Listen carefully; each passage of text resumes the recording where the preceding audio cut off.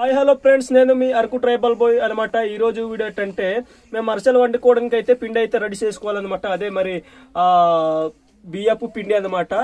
అదే గోధుమ పిండి లాగా చేసుకోవాలన్నమాట. పిండి చేసుకోవాలంటే ఇటువంటి రాయి దగ్గర అయితే తీసుకొచ్చి మొన్నటి వరకు నానబెట్టి ఉన్న బియ్యాన్ని అయితే కడగబెట్టి ఆరబెట్టి ఉండేమన్నా. ఇప్పుడైతే ఎండిన తర్వాత అయితే ఈ విధంగా ఉంది కదా, తీసుకొచ్చి ఈ కన్నంలో పోయాలి. రండి ఫ్రెండ్స్, దగ్గర చూడండి.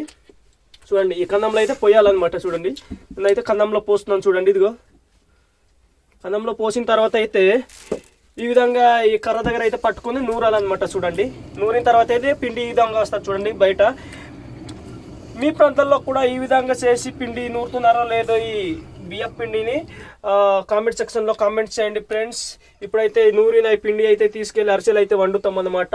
నా వీడియో నచ్చితే లైక్ చేయండి, షేర్ చేయండి, సబ్స్క్రైబ్ చేసి సపోర్ట్ చేయండి ఫ్రెండ్స్. మరెన్నో మంచి మంచి వీడియోస్ కోసం మన యూట్యూబ్ ఛానల్ని సబ్స్క్రైబ్ చేయండి. ఇంకా మరెన్నో మంచి మంచి వీడియోస్ మీ ముందుకు తీసుకొస్తాం. Bye bye.